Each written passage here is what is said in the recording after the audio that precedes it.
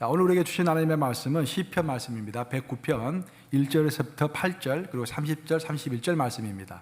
설교 제목은 탄식의 영성이 되겠습니다. 내가 찬양하는 하나님이여 잠잠하지 마옵소서. 그들이 악한 입과 거짓된 입을 열어 나를 치며 속이는 혀로 내게 말하며 또 미워하는 말로 나를 두르고 까닭 없이 나를 공격하였음이니이다. 나는 사랑하나 그들은 도리어 나를 대적하니 나는 기도할 뿐이라. 그들이 악으로 나의 선을 갚으며 미워함으로 나의 사랑을 갚아싸우니 악인이 그를 다스리게 하시며 사탄이 그의 오른쪽에 서게 하소서. 그가 심판을 받을 때에 죄인이 되어 나오게 하시며 그의 기도가 죄로 변하게 하시며 그의 연수를 짧게 하시며 그의 직분을 타인이 빼앗게 하시며. 자, 30절과 30절 합독합니다. 시작. 내가 입으로 여호와께 크게 감사하며 많은 사람 중에서 찬송하리니 그가 궁핍한 자의 오른쪽에 서사 그의 영혼을 심판하려 하는 자들에게서 구원하실 것이미로라. 살으신 하나님의 말씀입니다. 제가 목회하면서 가끔씩 시편 109편에 나오는 시를 기도죠. 시편 109편에 나오는 기도가 과연 성경에 나올 수 있는 기도입니까? 라는 질문을 받을 때가 있었습니다. 우리가 살다 보면은 기쁜 일도 있지만 슬픈 일도 있죠. 온통하고 가슴이 저리고 분노하고 하는 그런 일들이 있습니다. 그때 다윗도 똑같은 심정하에서 오늘 기도문을 썼는데 과연 이런 기도가 성경적인 기도인가? 물론 성경에 나왔으니까 성경적인 기도겠죠. 그래서 우리가 어떻게 이해하는가? 그 한번 살펴보면서 하나님의 은혜를 나누고자 합니다. 제가 아주 젊었을 때 대학교 다닐 때 갑자기 눈이 아팠어요. 그전에 그런 적이 없었는데 눈이 점점 아파오더니 하루는 그냥 바늘로 콕콕 찌르는 것처럼 눈이 아픈 거예요. 깜짝 놀라가지고 제가 안과를 갔습니다. 태어나서 처음 안과를 가봤어요. 우리 어렸을 때 병원 웬만하면 안 갔으니까 이제 태어나서 처음으로 이제 안과를 간 거예요. 종로까지 가가지고. 근데 아주 인자하게 생긴 의사 선생님이 저를 이제 이렇게 자세히 살펴보시더니 눈물샘이 막혔다라는 거예요. 그리고 바늘로 눈물샘을 하나씩 다 이렇게 찔러주시더라고요. 눈물샘을 찌를 때마다 눈물이 나는 거예요. 그러면서 시원하고 이렇게 상쾌하고, 눈물이 그렇게 중요한 줄 몰랐습니다.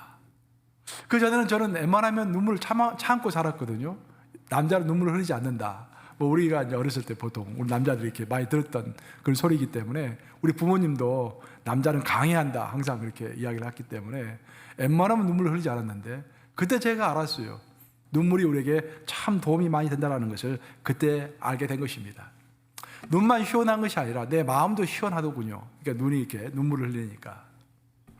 1997년도를 우리가 역사를 거슬러 생각해 보면 1997년도에 최대 전 세계 화제는 영국 다이애나 왕세자비가 죽은 사건이었습니다. 왕세자비가 교통사고로 죽고 나서 전 세계가 들썩들썩했죠. 36살 꽃 같은 나이에 그냥 죽은 것입니다. 그래서 많은 이제 영국 국민들이 영국뿐만 아니라 전 세계적으로 마치 국모가 죽은 것처럼 나라의 어머니가 죽은 것처럼 사람들이 슬퍼하고 눈물을 많이 흘렸습니다. 그런데 그가 죽고 나서 한 달 사이에 놀라운 일이 벌어진 거예요. 그 일은 뭐냐면은 정신상담소를 찾아가는 사람의 환자의 숫자가 그 한 달 사이에 급격하게 줄어든 것입니다. 무려 50%가 줄어든 거예요. 그러니까 우리가 보통 10%, 20% 줄면은 뭐 그럴 수도 있겠다라고 하는데 50% 반 이상이 정신 상담소를 방문하는 사람들의 숫자가 줄어드는 것을 보고서 사람들이 깜짝 놀란 거예요.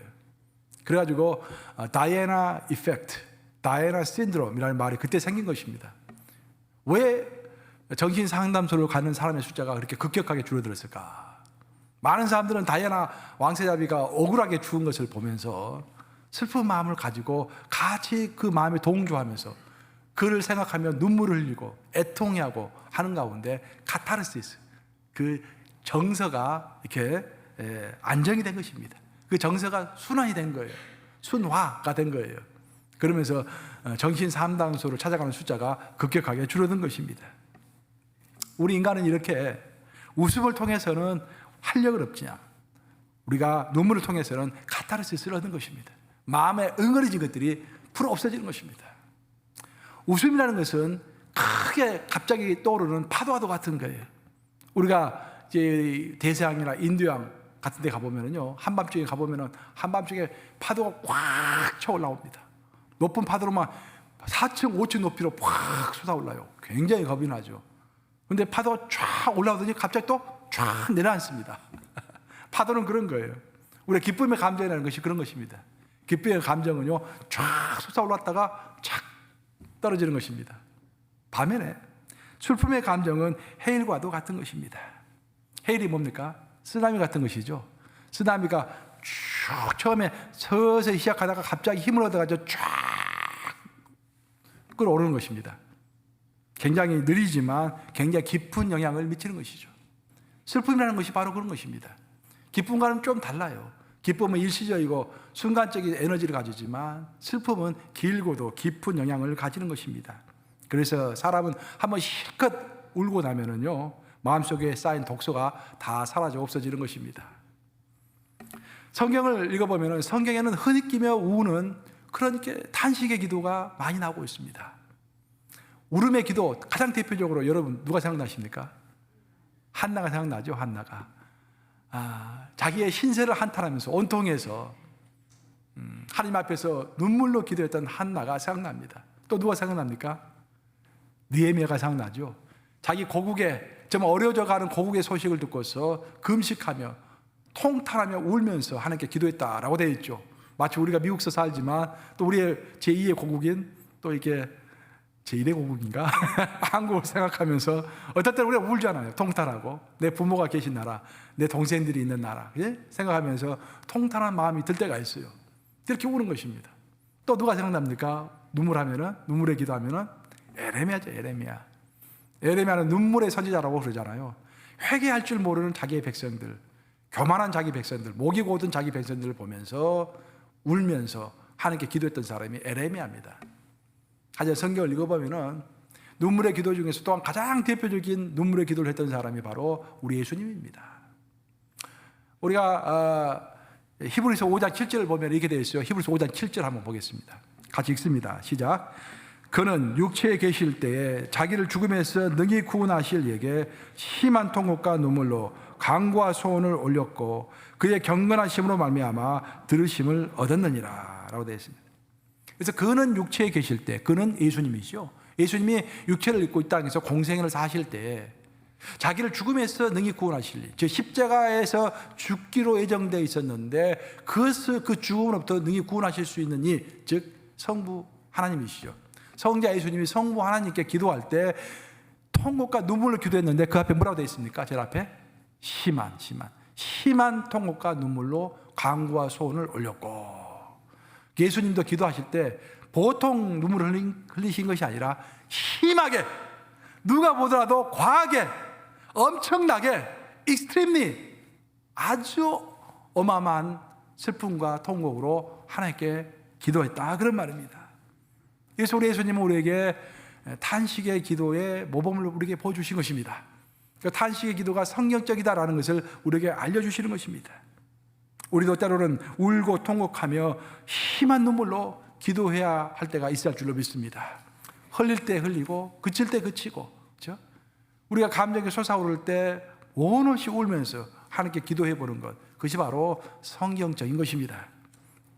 오늘 본문은 시편 중에서도 다시 하나님께 정말 눈물을 흘리며 한탄하며 통탄하며 자신의 신세를 돌아보며 하나님께 심히 탄식하면서 기도하는 그런 내용입니다. 시편은 아시다시피 150편으로 구성되어 있죠. 굉장히 부피가 큽니다. 근데 그 150편의 시편 중에서도 3분의 1, 약 50장 이상이요 탄식입니다. 하나님 앞에서 자기 인생을 탄식하고 자기 신세를 탄식하고 눈물 흘리며 하나님께 기도하는 내용이 시편의 3분의 1입니다. 그 정도로 많습니다. 근데 문제는 뭐냐면은 오늘 본문을 우리가 함께 읽어봤지만 이 시편을 읽어보면 우리가 민망스럽다라는 것입니다. 자기의 감정을 표현해도 보통 표현하는 것이 아니라 아주 적나라하게 표현하고 있죠. 아주 적나라하게 표현하고 아주 개인적인 감정이 막 솟아오릅니다. 아니, 이런 표현을 어떻게 쓸 수가 있는가? 저는 오늘 시편을 읽으면서 사실 오늘 본문이 내가 원래 본문 처음 정할 때는 109편 1편에서부터 1절에서부터 10절 그리고 30절 31절 이렇게 했었거든요, 처음에. 그러다가 9절과 10절 내용이 너무 민망해가지고 제가 뺐습니다. 그래서 시편 109편 1절에서부터 8절까지로 했어요. 9절과 10절을 뺐어요. 그 내용이 뭔가 한번 볼까요? 한번 떼보시기 바랍니다. 한번 같이 읽어보겠습니다. 시작. 그의 연수를 짧게 하시며 그의 직분을 타인이 빼앗게 하시며 그의 자녀는 고아가 되고 그의 아내는 가부가 되며 그의 자녀들은 유리하며 구걸하고 그들이 황폐한 집을 떠나 빌어먹게 하소서. 주여, 빌어먹게 하소서라는 이야기는 우리 크리스찬들이 입에 올리면 안 된다는 걸로 알고 있잖아요. 이 다시 그렇게 기도를 한 거예요. 차마 이 표현을 제가 본문으로 삼기가 어려워가지고 제가 뺀 겁니다. 이게 너무 민망할 정도로 정난하게 자기의 감정을 드러내고 있습니다. 여기서 우리의 의문이 생기는 거, 여기서 성도들이 나에게 질문하는 것입니다. 목사님, 어떻게 해서 하나님이 다시 이런 기도를 하는 것을 허락하셨을까요? 이게 성경적인 거 맞습니까? 이것이 기도의 모범 맞습니까? 이거 다시 한 말 진짜로 맞아요? 누가 지어낸 거 아닙니까? 이렇게 저에게 질문하는 것입니다. 이 질문을 우리가 생각해 볼 때 여러분들 꼭 명심해야 할 것이 있습니다. 뭐냐면 성경은 항상 자기가 의문시 되는 그 구절 하나만 읽으면 안 된다는 거예요. 그 전에도 읽어보고 그 후에도 읽어봐야 합니다. 시편을 109편을 읽었으면 31절까지 전부 읽어봐야 돼요. 시편을 그냥 10절까지만 읽으면 이런 질문이 생기는 거예요. 시편을 끝까지, 시편 109편을 끝까지 읽어보면 우리가 한 가지 사실을 알게 되는 거예요. 지금 다해서 너무 온통해가지고 자기 감정을 주체할 길이 없어요. 주님, 저 자식이 어떻게 지위를 다 빼앗아버리고 돈도 다 빼앗아버리고 저희 자녀들이 아주 빌어먹게 만드시고 그 아내는 그냥 그 자를 죽게 만드셔가지고 그 아내는 가부로 만드시고 막 화를 내잖아요. 근데 그것이 나중에 그 감정이 점점 순화가 되고 하나님 앞에서 그 감정이 이제 꺼지면서 제일 나중에는 하나님을 찬양하게 됩니다. 그것을 승화라고 하는 거예요. sublimate, 승화. 나쁜 감정이 자기 개인적인 오난과 탄식과 나쁜 감정이 하나님을 향한 열망과 사람은 봐서 별 필요가 없구나. 오직 하나님만이 내 힘이요. 우리 주님만이 내 산성이요. 우리 주님만이 나의 포트레스구나. 나의 락이구나. 나의 돌이구나. 느끼면서 더욱더 하나님을 의지하고 더욱더 하나님을 따르고 더욱더 하나님께 충성하는 그런 감정으로 바뀌는 것. 그것이 승화라는 거예요. 거기에 탄식 기도의 의미가 있는 것입니다. 그 탄식 기도라는 것은 단순히 내 감정을 넋두리하고 타인을 저주하고 그것이 아니라 그래서 출발입니다. 출발. 감정 어떻게 하겠어요? 하나님께서 우리에게 지정의를 주셨잖아요. 지적이면 정적이면 의적이면 다 주셨잖아요. 우리에게 감정을 주셨기 때문에 내 안에서 감정이 끌어오르는 것은 어떻게 할 수 없는 것입니다. 그렇죠? 하지만 그 감정을 그대로 두는 것이 아니라 하나님 앞에서 그 감정을 충분히 익혀서 나중에는 오로지 하나님만 더 깊이 바라볼 수 있도록 하는 것, 그것이 바로 탄식 기도인 것입니다. 우리의 감정은 하나님 우리에게 주신 선물입니다. 감정을 부인할 필요는 없습니다. 하나님께서 우리에게 주신 선물이에요. 그래서 그 감정을 우리가 얼마만큼 잘 활용하느냐, 얼마만큼 유용하게 사용하느냐, 거기에 달려있는 것입니다. 미국 커네티컷주에 가면은 미국 커네티컷주가 배출한 최고의 신학자는 요나단 에드워드입니다. 에드워드는 18세기 사람이죠. 미국이 이제까지 많은 신학자를 배출했지만 미국의 최고의 신학자 한 명을 꼽아라면 요나단 에드워드죠. 이제 그 당시 예일학교 총장도 했고요. 18세기니까 아주 오래전 사람이죠. 근데 조나단 에드워드는 아주 신학적으로 밝고 설교도 굉장히 보수적인 설교를 했던 분인데 상상적으로 그분이 많이 강조했던 것이 바로 종교적인 감정입니다. 감정. 그는 종교와 감정에 관한 여러 글들을 남겼어요. 그분에 따르면은 종교적 감동이 없이는 진실한 종교적 행동이 있을 수 없다는 것입니다. 우리가 어떤 감동이 있어야 어떤 우리가 배움이 있으면 그 배움은 우리의 감정과 연결된 다음에 폭발한다는 거예요. 행동으로 폭발한다는 것입니다. 그래서 출발은 배움이지만 그 배움에는 반드시 감정이 결합돼야 되고 배움과 감정이 결합될 때 행동으로 폭발한다. 그래서 부흥이 일어난다. 그런 말이에요. 그분은 이렇게 적었습니다. 내가 담대하게 말하노니 이제까지 그 누구도 신학 이론이나 단순히 하나님의 말씀을 듣거나 혹은 성경 공부를 통해서 저절로 변화된 사람은 없다라는 거예요. 단순히 설교나 성경 공부나 신학 이론만 가지고 저절로 변화된 사람은 없다라는 거예요. 그들이 변화가 된 것은 이런 것들을 통하여, 말씀을 통하여 그들의 감정이 움직여졌기 때문에 그들이 변화가 됐다. 그런 말입니다. 출발은 성경 말씀이에요. 성경 말씀. 근데 그 말씀이 살아서 운동력이 있기 때문에 내 안에 들어와서 내 감정을 요동시키는 것입니다. 슬프기도 하고 기쁘기도 하고 담대하기도 하고 용기 있기도 하고 또 하나님의 심판을 두렵기도 하고 그런 여러 가지 감정이 요동치면서 결정을 하는 거예요. 내가 죽는 그날까지 주님을 위하여 일하겠다. 그것이 진리이고 그것이 가장 안전한 길이다 라고 마음에 작정하는 순간부터 그 사람의 행동이 폭발한다는 것입니다. 말씀과 행동 그 사이에 뭐가 있다고요? 감정이 있다는 것입니다. 성경은 우리가 감정을 표현하는 것을 지지합니다. 절대 감정을 억누르라고 말하지 않습니다.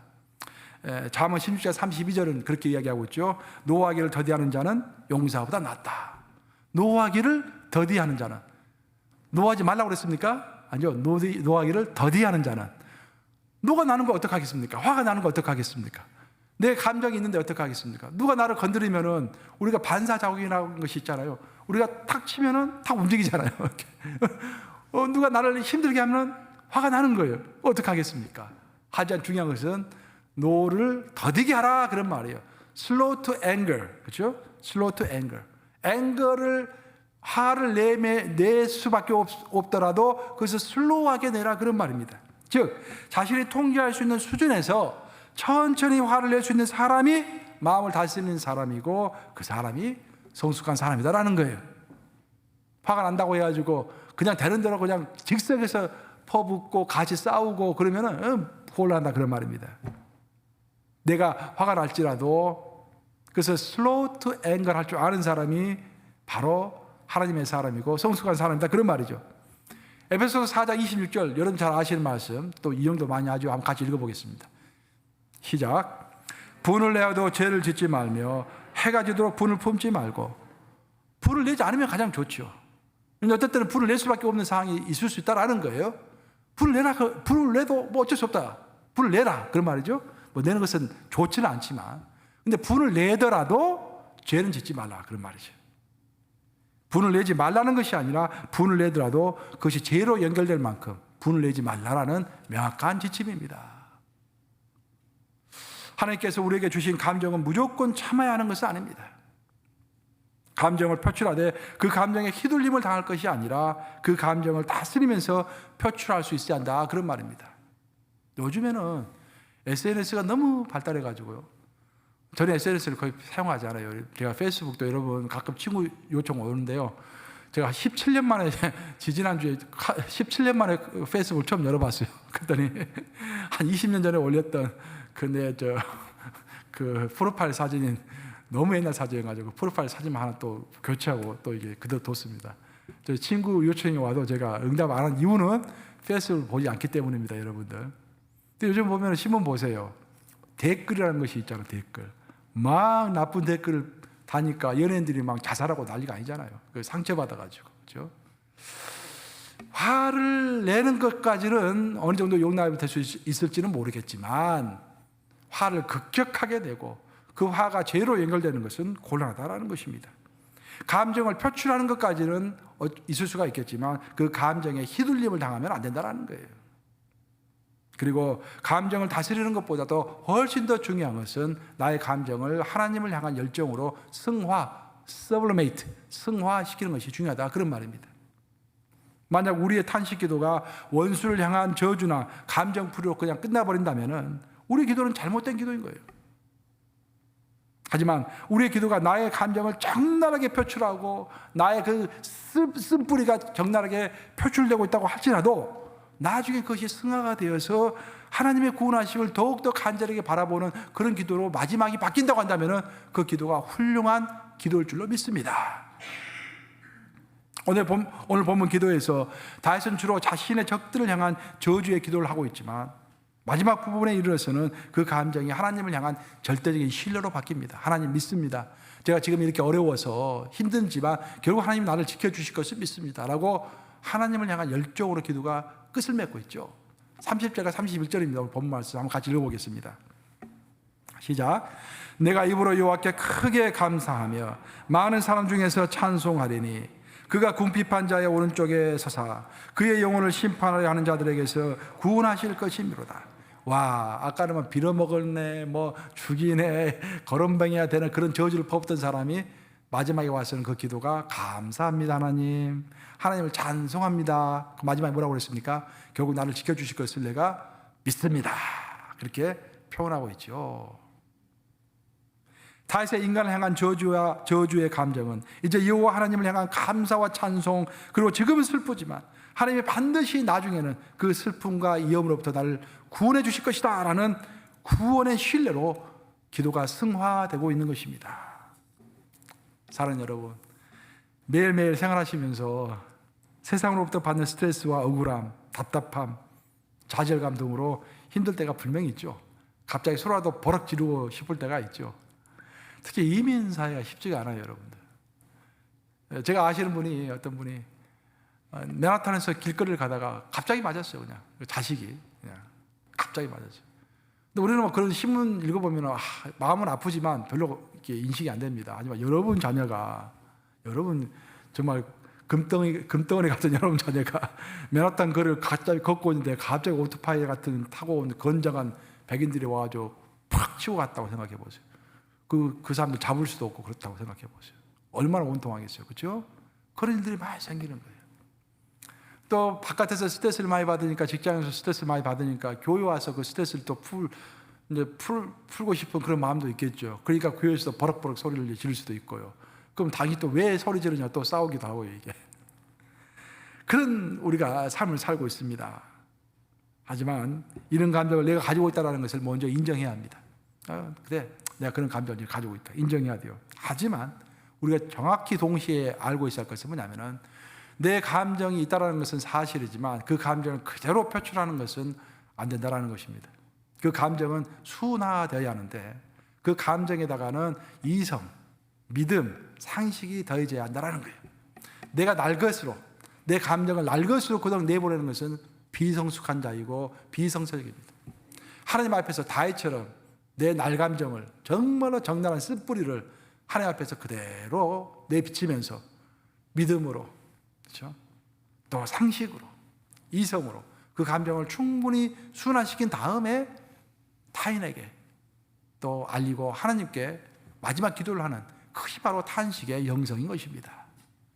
제가 감 좋아하는 거 아시죠? 근데 저는 이제 가을이 되면은 감을 먹고, 이제 여름이 되면은 참외와 키위를 좀 좋아하니까 키위도 많이 먹고 그러는데, 감을 먹는데 한 가지 요령을 알게 됐어요. 이제 감을 사잖아요. 그러면은 깡깡하잖아요. 깡깡하고 떡떠름하잖아요, 감을. 그 맛있게 먹는 방법 아세요, 여러분들? 좀 물을 미지근하게 만든 다음에 거기다 소금을 타세요. 소금을 타서 휘저은 다음에 감을 하루만 딱 담가 놓으세요. 그 다음날 단감이 됩니다, 감이. 맛있어져요. 이게 왜 중요하냐면은 우리의 감정이 그런 거예요. 우리 감정도 떨떠름하잖아요. 우리 감정이 떨떠름하고 막 화가 나고 그런 감정을 가지고 있잖아요. 그 감정을 따뜻한 물에 하루 동안 담가 놓으라고 그랬죠. 하나님 앞에서 내 감정을 하루 동안 담가 두셔야 돼요. 즉석에서 반응하지 마시고 아무리 화가 나더라도 하루 정도는 참으세요. 그러면서 내 감정을 하나님 앞에서 추스려야 한다, 그런 말이에요. 그래야 여러분 가정에 평화가 있습니다. 여러분 30년 40년 같이 살면서, 저도 지금 결혼한 지 30년 됐어요, 지금 벌써. 근데 너무 익숙해지잖아요. 서로가 너무 익숙해지니까 말도 지금 우리가 그런다는 것이 아니라 함부로 말도 하게 되고, 그러면서 감정이 들끓어 올라가지고 즉각적으로 이야기하고, 그러면서 이혼하고 그런 사람도 많잖아요. 항원 이혼이 많습니다. 항원 이혼이, 여러분들. 일본의 통계를 보고 저는 놀랐어요. 일본의 60대 부부 이상이 거의 각방을 쓰면서 그냥 형식적으로만 결혼이고 각자의 삶을 살아간다고 그러더라고요. 일본 같은 경우에는. 한국도 따라가겠죠, 이게. 그것이 왜 그러냐면 서로가 서로를 바다하기 때문입니다. 감정이 즉각적으로 반응하기 때문인 거예요. 여러분들 가정에서 부부 생활하면서도, 직장에서도 마찬가지예요. 직장에서도 상사와 부하 직원 사이에서도 그냥 감정이 끌어오는 대로 즉각적으로 대응하지 말고, 부하 직원은 상사를 즉각적으로 대응하지 말고, 상사도 부하 직원을 즉각적으로 대응하지 말고, 섭섭한 마음이 있으면 하루 동안 생각해 보는 거예요, 하나님 앞에서. 교회에서는 말할 것도 없고요. 교회에서 무슨 회의할 때 섭섭한 마음, 쓴뿌리 함부로 말하지 말고 마음을 하루 동안 생각해 보는 거예요, 하나님 앞에서. 그 떡들어간 감을 물속에 하루 동안 담가 놓는 것처럼 여러분의 감정을 하나님 앞에서 하루 동안 담가 놓는 것입니다. 이제 말씀 마무리합니다. 보통 기도를 하나님과 대화라고 이야기합니다. 대화를 할 때 우리는 그냥 의사소통만 하지 않고 어떤 감정의 소통도 하죠. 만약 우리가 어떤 사람과 대화를 했는데 그 사람과 나 사이의 대화의 내용이 주로 팩트만, 사실만 뭐 서로 알리고 끝난다고 한다면 그 깊은 관계가 아닙니다. 그냥 그 있으나 마나한 관계인 거예요. 우리가 팩트를 이야기할지라도 우리가 서로 그 안에서 감정의 교류가 오갈 때 그 관계가 깊은 관계인 것이죠. 기도도 마찬가지입니다. 기도가 하나님과 나 사이의 대화라고 한다면, 영적인 대화라고 한다면, 내가 하나님께 하나님 이거 해주세요, 저거 해주세요 하고 뭐 녹음기 틀듯이 그냥 딱 하고 끝나버린다면 굉장히 삭막한 기도입니다. 하나님과 나 사이의 관계가 깊지 않다라는 증거입니다. 근데 내가 하나님께 기도하면서 내 감정을 다 다이처럼 아뢰고, 그죠? 하나님과의 감정의 교류를 하고, 일단 우리 하나님이 인격적인 분이시잖아요. 하나님의 인격이다. person이나 우리가 person, 우리가 삼위일체 할 때 위격을 이야기할 때 person이라는 쓰죠. 저 지정의를 다 갖고 계시다 그런 말이에요. 우리 하나님은 지적인 면과 정적인 면과 의적인 면을 다 가지고 계시는 거예요. 지적인 면을 가지고 계시기 때문에 천지 창조를 계획하셨죠. 우리 하나님도 감정을 가지고 계셨기 때문에 인류가 죄를 범하는 것을 보고 진노하셨죠. 그리고 노아 홍수를 일으킨 다음에는 인간을 진멸시킨 것을 후회하셨죠. 후회하고 진멸하고 또 다른 신을 섬기는 것을 나는 질투한다라고 말씀하셨죠. 다 감정이 있다라는 말이에요. 또 우리 하나님은 의지가 있으시죠. 의지가 있으시기 때문에 인류의 마지막을 예정해 놓고 그 의지대로 계속해서 역사를 이끌어 가시는 것입니다. 그래서 우리 하나님도 감정을 가지셨고 나도 감정을 가지셨고 하나님을 닮은 나도 감정을 가졌고 하니까 하나님과 나 사이의 대화, 즉 기도를 할 때는 감정의 교류가 있어야 한다 그런 말입니다. 그것이 오늘 본문이 다시 오늘 시편 109편을 통해서 우리에게 모범을 보여주고 있는 탄식 기도의 핵심인 것입니다. 제가 목회를 하면서 가장 많이 듣는 말 중에 하나가 목사님 저 상처받았어요. 그 말을 가장 많이 듣습니다. 뭐 여러분 사이에서 서로 그런 말 많이 하죠. 다인 역시 예외 없이 상처를 받았다고 지금 고백하고 있는 거예요. 하나님 앞에서.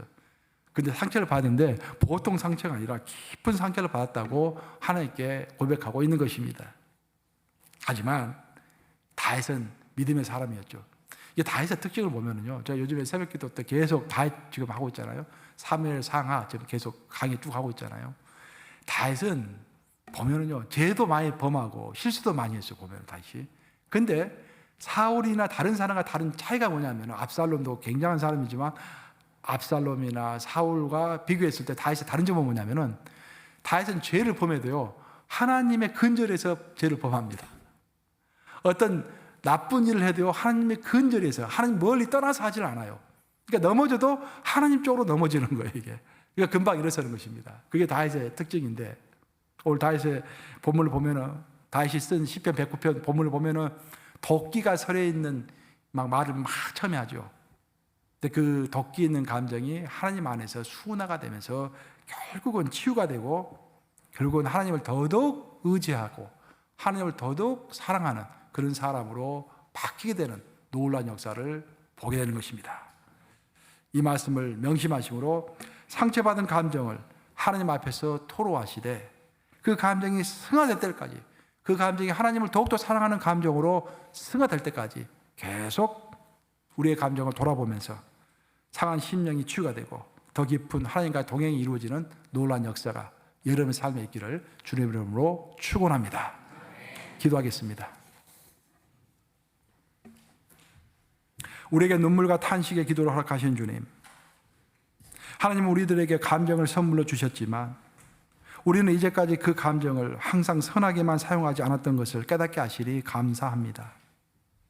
우리 주님은 이 땅에서 사시는 동안 우리가 똑같은 서러움과 상실감과 고통과 조롱을 당하셨지만 그 감정을 사람에게 붙지 않으시고 하나님 아버지를 향한 심한 통곡과 눈물로 바꾸셨습니다. 주님, 우리의 눈물과 탄식은 넋두리와 저주로 끝나는 것이 아니라 하나님을 향한 열정으로 승화시켜야 하는 것임을 알게 해주시니 감사합니다. 주님, 이것을 깨달은 저희들이 이제는 눈물의 영성, 탄식의 영성을 가지고 우리의 감정에 휘둘림을 당하는 것이 아니라 그 감정을 다스리면서 표출할 수 있도록 도와주시옵소서. 우리의 감정과 마음을 정확하고 완벽하게 아시는 분은 나를 창조하신 하나님이십니다.